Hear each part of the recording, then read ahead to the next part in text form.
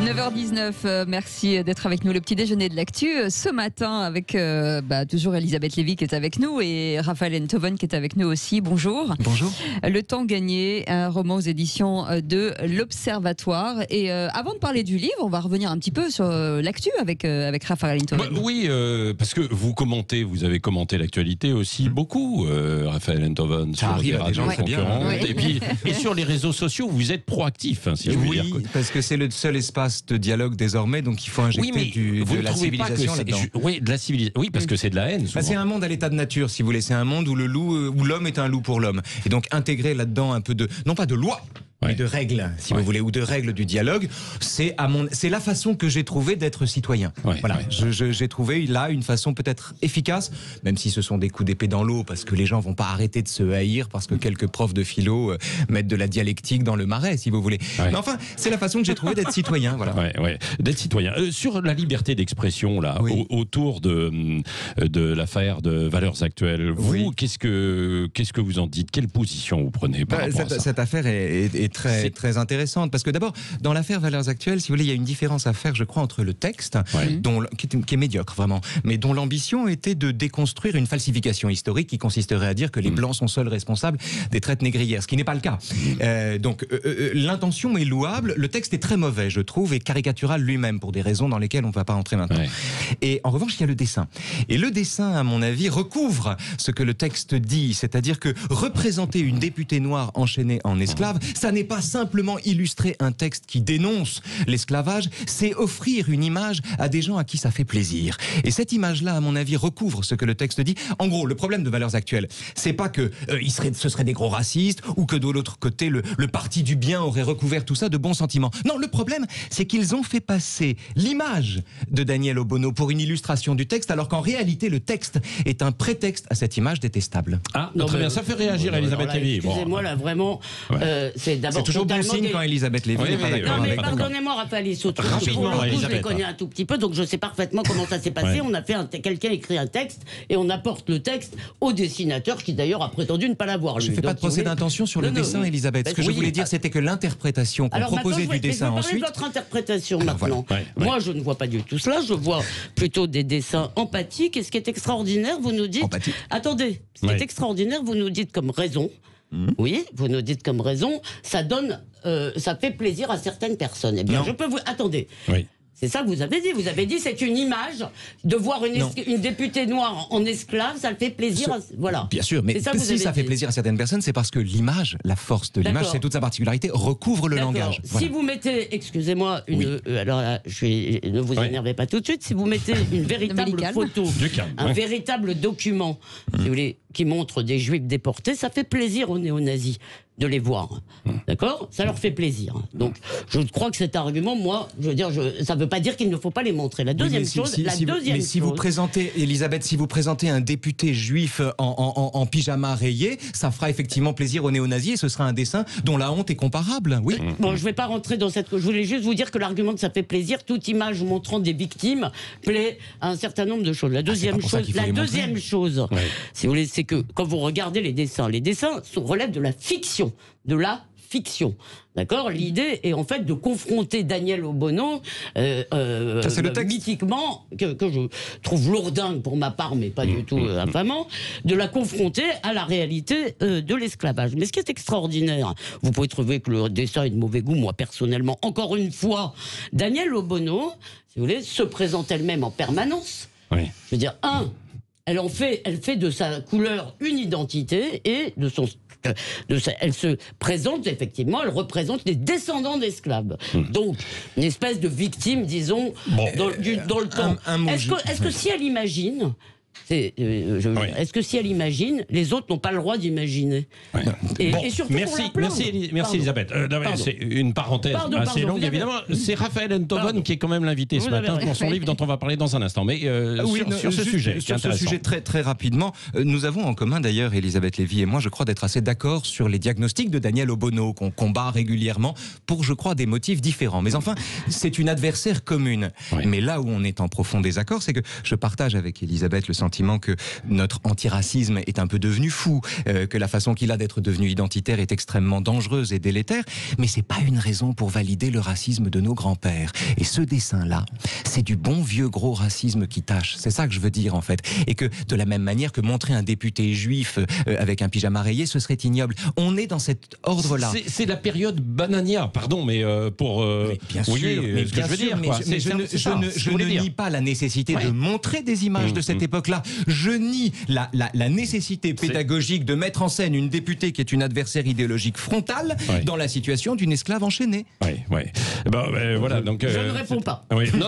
Non, bien sûr, parce que sinon on va passer effectivement beaucoup de temps. Il y a un autre sujet. Non, mais avant de passer à votre livre, il y a un autre sujet, et j'aimerais vous entendre là-dessus, parce que ça fait beaucoup réagir là, dans l'actualité, c'est sur le port du masque obligatoire. Oui.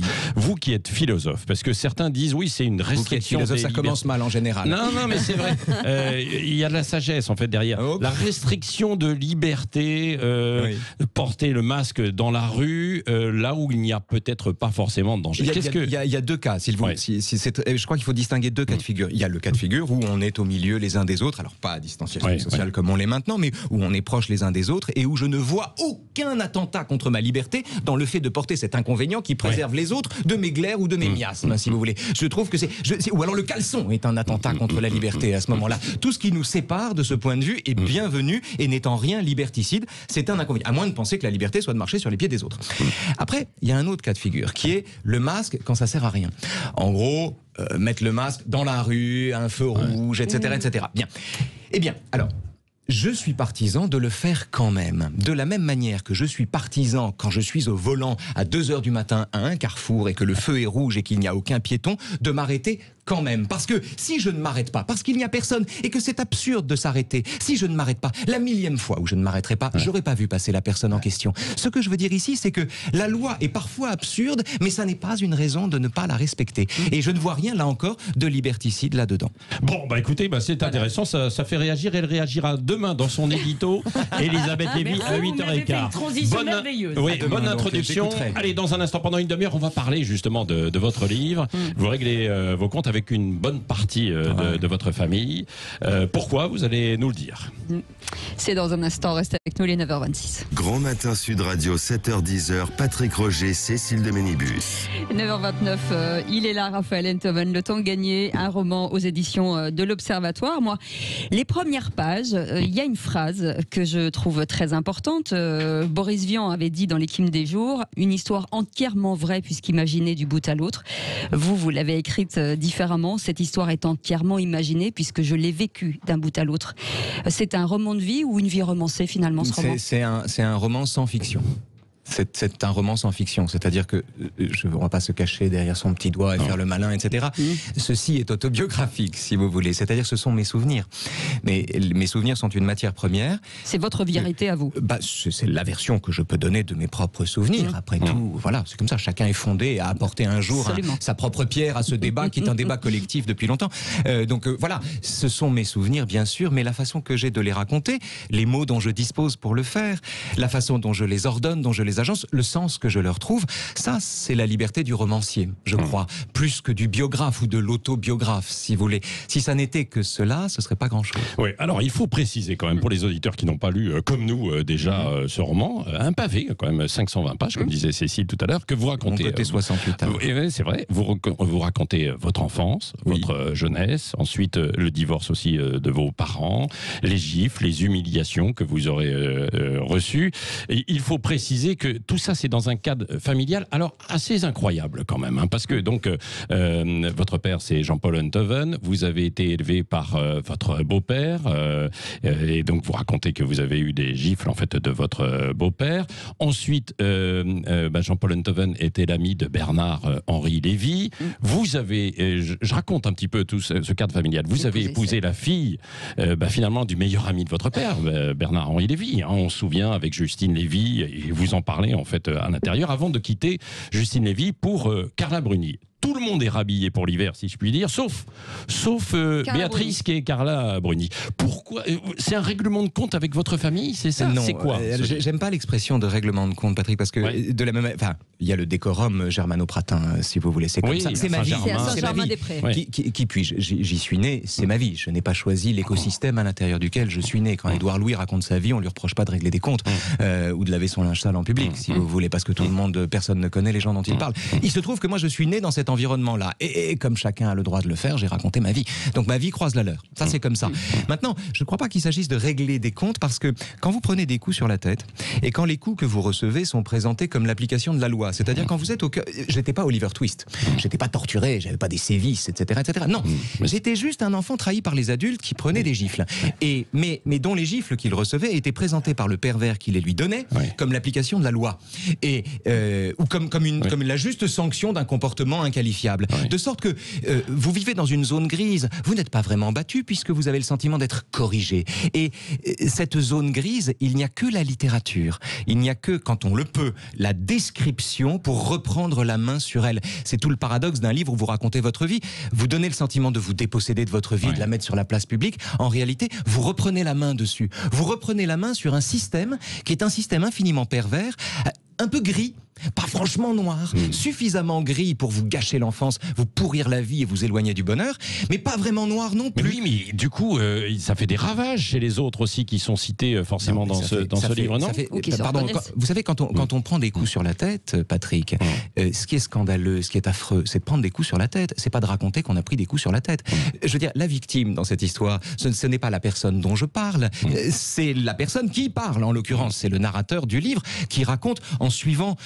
C'était la ligne du roman. La ligne était celle d'une sincérité absolue, pas par principe. Je ne crois pas que la sincérité soit meilleure que le mensonge. C'est juste que quand on est sincère, quand on ne ment pas, quand on triche pas, si vous voulez, on fait saillir des cohérences qu'on n'arriverait pas à trouver si on était dans la pure fiction. Est-ce que vous étiez un bon fils et un bon beau-fils? Madame, il ne m'appartient pas d'en juger. Ah oui, mais c'est avec du recul, c'est important. Demander aux intéressés. Non, mais parce que vous dites des choses de vous qui sont quand même très dures. C'est-à-dire que vous épargnez pas les autres, mais vous ne vous épargnez pas non plus. Vous dites que vous étiez négligent, hypocrite, menteur, vantard, manipulateur. J'étais pire que tout ça. J'étais pire que tout ça. J'étais surtout un enfant qui répondait pas aux sévices, aux sévérités brutales, par la politique de la terre molle. Vous savez, comme les vieux karatékas de 150 ans, c'est la légende qui raconte ça. Ils se sont entraînés pendant 150 ans et quand on les frappe, on frappe dans un truc mou, donc on n'arrive pas à les atteindre. Donc moi, je répondais par la politique de la terre molle. Je devenais fantomatique. Cette expérience-là est une expérience que bien des enfants ont traversée, parce que peu d'enfants ont été massacrés dans l'enfance, mais bien des enfants ont été injustement traités et s'en sont sortis en se faisant transparents pendant un moment de leur vie. C'est juste ça que je raconte. Et pourtant, dans le livre, parfois, vous dites « là, j'aurais mérité et je n'ai rien eu ». Oui, c'est vrai, ça peut arriver parfois. L'enfant en question regrette autant les coups qu'on lui présente comme l'application de la loi que les moments de la vie où lui-même déroge à la loi parce qu'il recherche la sanction. Parce que la sanction l'institue. Parce qu'à quelqu'un qui se sent un fantôme, l'identité de branleur, c'est déjà quelque chose. Et celui-là, il a besoin d'une sanction. Il la demande, la sanction, quand il fume des pétards dans la cour de son lycée, quand il met du chewing-gum sous les fesses d'une pionne, etc. Tout ça, il recherche la sanction. Et miraculeusement et malheureusement, ce jour-là, il ne la reçoit pas. Et comme dirait Marcel, si j'ose dire, j'aurais dû être heureux, je ne l'étais pas. Je ne l'étais pas parce que mon but était précisément de me faire punir à cet instant-là. Oui, vous avez souffert d'un manque d'affection alors? Non, pas du tout. Non, pas du tout. J'ai souffert d'un... ça se ressent parce que votre père, il vous offre, quand vous allez le rejoindre, Jean-Paul Enthoven, vous avez un peu tout, mais quand vous êtes visiblement avec votre beau-père et avec votre mère, on a l'impression que vous vous sentez seul. Ce que je raconte, qui n'est secondairement que ma vie, si vous voulez. Parce que si ce que je racontais dans ce livre avait uniquement de l'importance pour moi, ça n'aurait aucune importance. Ce dont j'ai souffert... ça en a quand même. Non, parce que ça aurait de l'importance pour moi. Ce serait ma vie, si vous voulez, ma petite vie, mon petit horizon, mon petit tas de secrets. Non, ce dont j'ai souffert comme tant d'enfants de cette époque-là, c'est de naître dans 2 univers à la fois, simultanément, dans 2 continents, dans 2 mondes, et d'apprendre, de grandir, si vous voulez, sur ces pilotis qui sont inévitablement instables au gré du cœur. Famille recomposée, c'est ce que vous voulez dire. Famille recomposée, univers disjoints, hostiles, à l'intérieur desquels vous promenez votre gros cartable 2 jours par semaine. Et c'est ça que je raconte, c'est-à-dire c'est cette dislocation interne, intime, pour le meilleur ou pour le pire. Pour le meilleur, ça vous donne le sentiment que votre identité est à chercher dans l'effort, plus que dans l'origine. Et pour le pire, vous avez une vie de merde. Raphaël Enthoven, vous étiez en train d'écrire un essai sur Albert Camus. Oui. Tout à coup, vous stoppez tout et vous commencez à écrire des lignes. Qu'est-ce qui a fait dans votre vie qu'à ce moment-là... Alors, je peux vous raconter, je ne peux j'aimerais répondre à cette question, pour moi-même d'ailleurs. Hein. Je ne peux vous raconter que les circonstances qui ont permis la naissance de ce livre. J'étais en train de bosser sur Camus. Je faisais pour les auditions de l'Observatoire, dans le cadre du soixantenaire, des célébrations du soixantenaire, un essai sur Camus et les Gilets jaunes. C'est-à-dire une lecture du phénomène des Gilets jaunes par l'auteur de L'homme révolté. Qu'est-ce qu'un homme qui dit que la révolte dit oui avant de dire non peut raconter d'une révolte qui dit non avant de dire oui à quoi que ce soit. Et donc, c'était la rencontre des deux. Ça fonctionnait, je trouve. J'étais content du travail, ça avançait, si vous voulez. J'avais le sentiment d'aller quelque part. Et je finis mon plan. Et je me dis, il faut y aller. Et il me manque le début, l'incipit. Et dans ces cas-là, il faut quelque chose qui accroche son lecteur. Quand on va lui dire des choses compliquées, il faut quelque chose, il faut capter sa bienveillance, il faut attirer son attention. Je me dis, il faut que j'ose le truc à la première personne. Et spontanément me vient le récit que vous avez lu de la baston dans la cuisine. Comme exemple d'une révolte camusienne, c'est-à-dire d'un moment où on se révolte d'abord par amour de la vie, plus encore que par haine de l'autre. Et donc j'ai envie de raconter ça. Et j'écris ça et ça me vient en une soirée.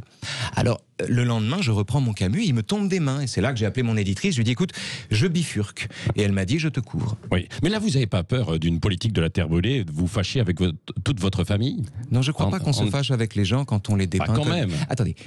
Attendez. Les gens peuvent se vexer, les gens peuvent être heurtés. La vie, ça blesse. La vie, ça pique. Mais je crois qu'on est plus durable. Je préfère une vie, si vous voulez, où les gens se disent la vérité, où la vérité est sur la table, où d'une certaine façon tout est dit et où l'on fait son miel de cette vérité, où chacun peut en bénéficier et d'autres inconnus peuvent s'identifier à une vie où les cadavres restent dans le placard et les gens se font des sourires de façade. Mais ce n'est que votre version. Mais ce n'est que ma version. Chacun est libre de raconter la sienne. Certains ne s'en privent pas d'ailleurs. Justine Lévy l'avait fait évidemment sur votre chacun fait ce qu'il veut. La liberté qu'elle avait prise à l'époque n'est pas moindre que la mienne aujourd'hui. Reste que, à mon avis, les intentions sont différentes. Mais ça, c'est une autre histoire. Oui, mais sur Justine Lévy, quand même, c'est dur ce que vous écrivez. Quand vous racontez une scène en fait aux toilettes, ou comment elle va aux toilettes, c'est bon. Alors c'est un roman, mais quand même, c'est une humiliation. Non, c'est une métaphore. C'est une métaphore. C'est la métaphore de quelqu'un qui avait de l'or dans les mains et qui fait de la merde avec. On peut le dire comme ça. C'est aussi un apprentissage, si vous voulez, parce que dans l'économie d'un récit qui conduit d'une enfance malheureuse au plus grand bonheur qui soit, vous devez vous débarrasser d'Albert Cohen. Et il y a toujours un moment dans la vie où il faut se débarrasser d'Albert Cohen, où il faut se débarrasser du mythe de la chasse d'eau qui recouvre le plouf, si vous voulez. Il y a un moment, il faut se débarrasser de ça. On a besoin de réalité. Sans réalité, nous n'aimons pas. La réalité qui dérange est préférable à l'illusion qui réconforte. Et puis, je dois dire étrangement que ces quelques lignes, 4 lignes, quand même. 4 lignes ont toujours passé le livre m'est venu d'une traite, mais ces quelques lignes ont toujours passé la barre des 1000 relectures. Je me suis toujours demandé pourquoi.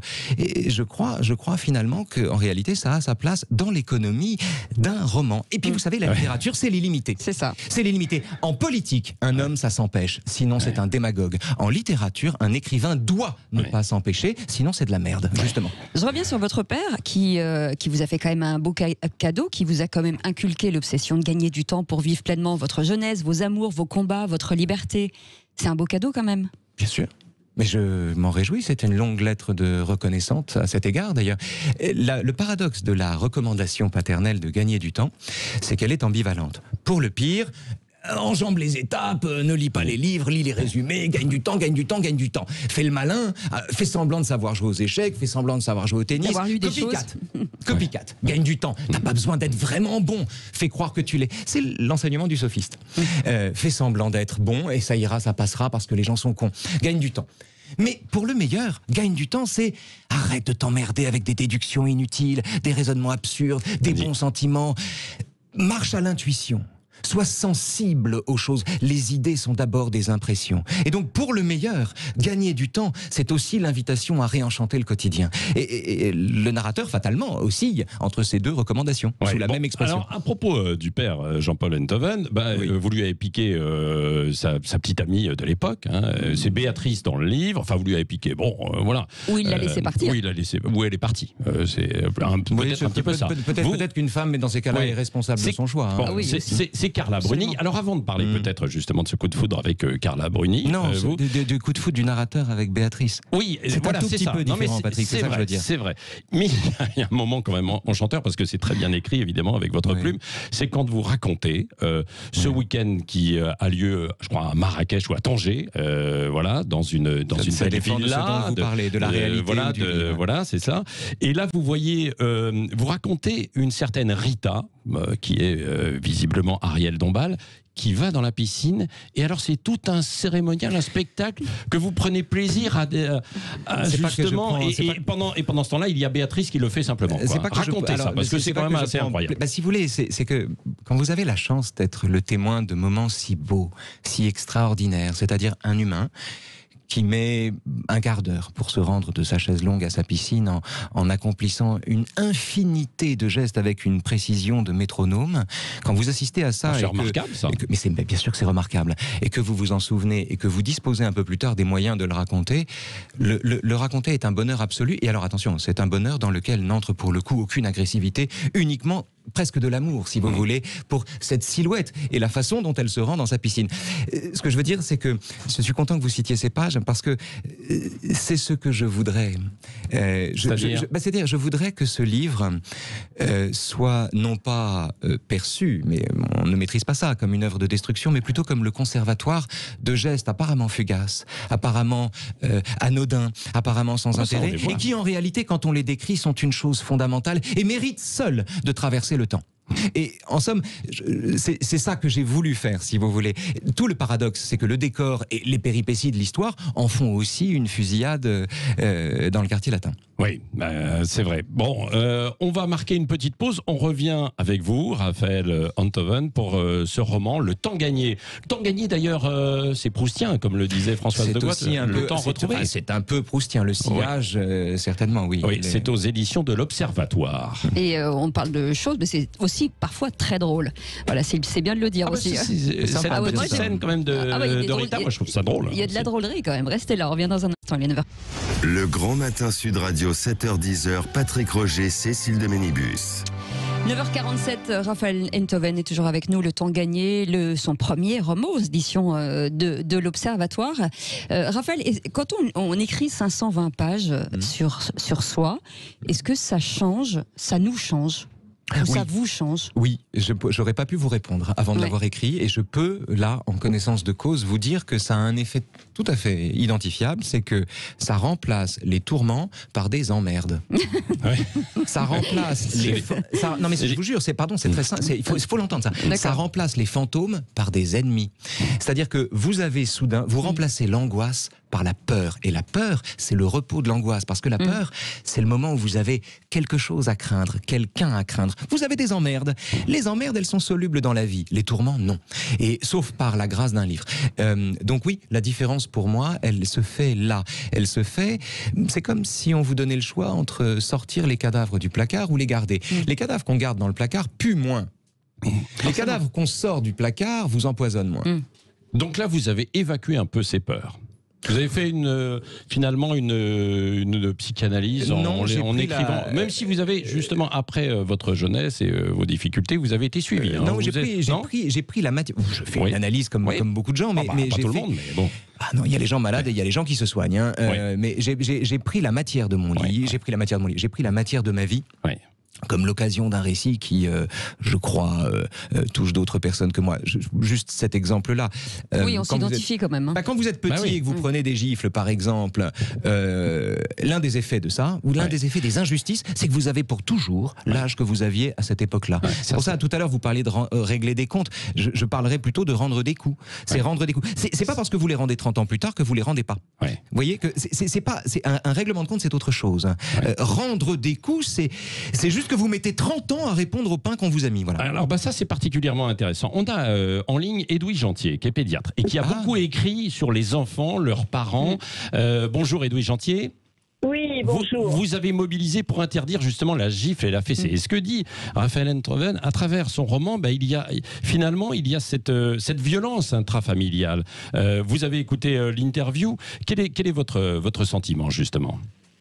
C'est tellement important que les enfants témoignent. Tellement important.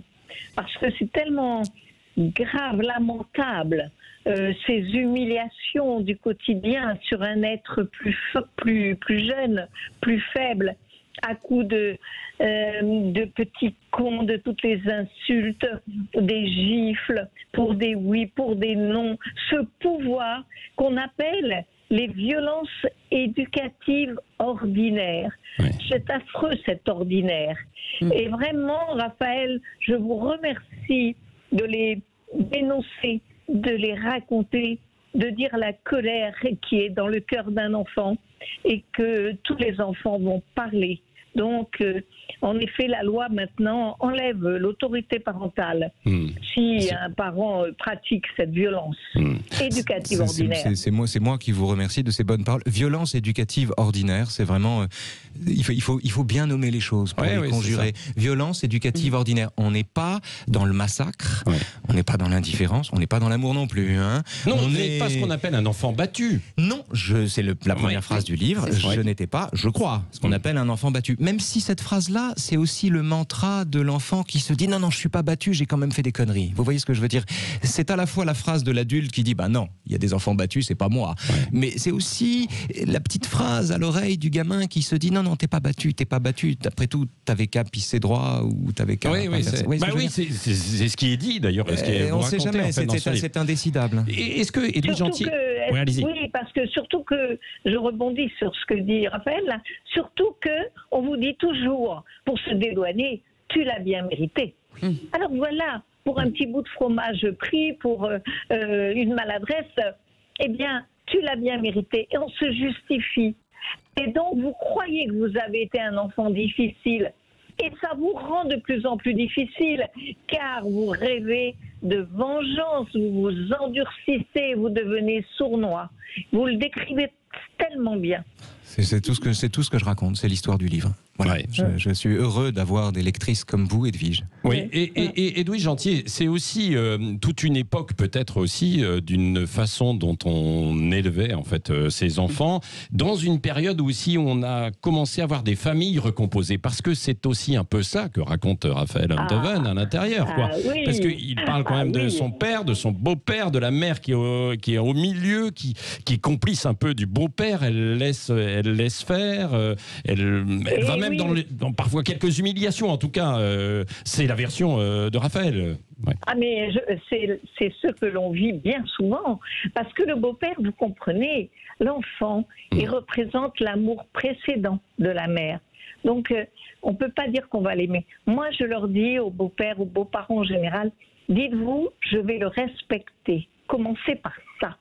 Alors, pardon de vous interrompre, il y a des beaux-pères qui sont merveilleux, c'est-à-dire qui occupent exactement leur place, qui ne se prennent pas pour les pères et qui ne se prennent pas non plus pour des juges de guerre ou des casseurs de gueule. Donc il y a de merveilleux beaux-pères, mais c'est une place, comme la place de belle-mère d'ailleurs, extrêmement difficile à conquérir dans un système éducatif. Mais Edoui, il a été un beau-père quand même, un bon beau-père ou pas, malgré il n'y a pas de bons ou de mauvais parents. Il n'y a pas de bons ou de mauvais parents. Il n'y a que des leçons à tirer. Donc quand vous avez affaire à quelqu'un de brutal, quand vous avez affaire à quelqu'un de systématiquement brutal, quand vous avez affaire à quelqu'un d'angoissé en vérité, c'est-à-dire quelqu'un qui a décidé de faire de vous le bouc émissaire de sa névrose, de son angoisse et en somme qui est contraint de vivre avec vous parce que vous étiez au cœur de sa névrose. Quand vous êtes au cœur, exactement, vous êtes un problème, c'est-à-dire quand vous êtes contraint de vivre avec un enfant que vous n'aimez pas et qui par ailleurs se conduit comme tous les enfants de son âge, c'est-à-dire donne suffisamment de matière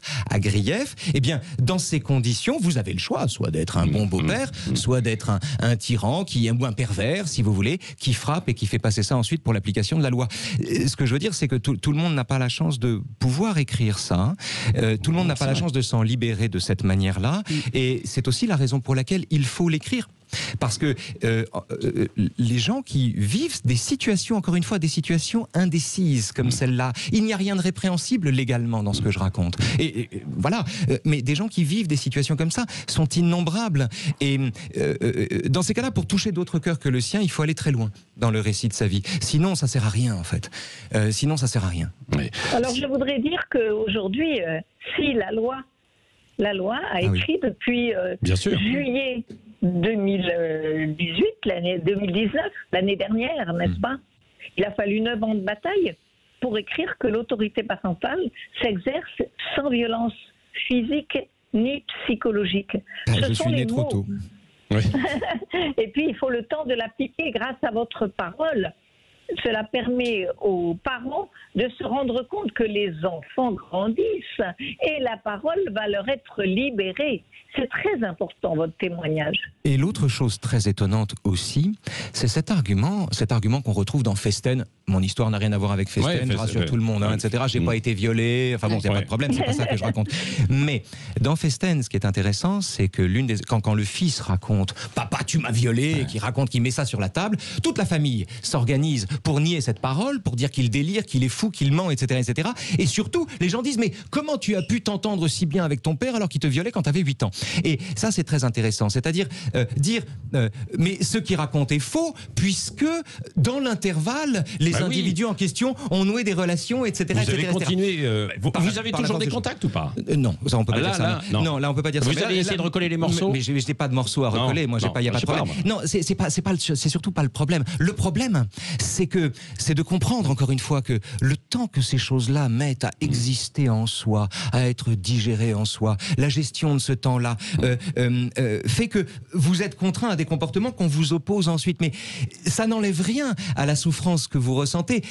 Le fait qu'on discute ensuite, je raconte dans le livre que je retrouve mon tortionnaire, entre guillemets, 2 ans plus tard, que ça se passe très bien, que je pars en vacances avec lui quelques années plus tard, que là encore ça se passe très bien, sauf que le narrateur découvre en partant en vacances qu'il n'a pas rêvé ce qui lui est arrivé. Et ça, c'est le temps d'une digestion mentale que vous devez accomplir. Ce qui fait que le discours selon lequel « Ah, mais dans l'intervalle, ils ont discuté, donc tout ça, c'est de la mythomanie », est un discours que je découvre, en fait, en qualité, non pas de victime, mais d'enfant un peu maltraité. Oui, c'est ça. D'un mot, quel père êtes-vous, Raphaël Enthoven, justement? Non, mais parce que, évidemment, quand on raconte ça, vous avez des enfants. Moi, je donne tout à l'avenir. Oui. Je suis un multipère dévoué à la cause de ses enfants. Surtout, je suis un père faillible. Je suis un père humain. Je suis un père dont les enfants connaîtront les failles, qu'ils n'auront pas à idolâtrer. Et il me semble que c'est, si j'ose dire, du temps gagné. Merci. Le temps gagné. Les éditions de l'Observatoire. Raphaël Enthoven était notre invité ce matin, Cécile.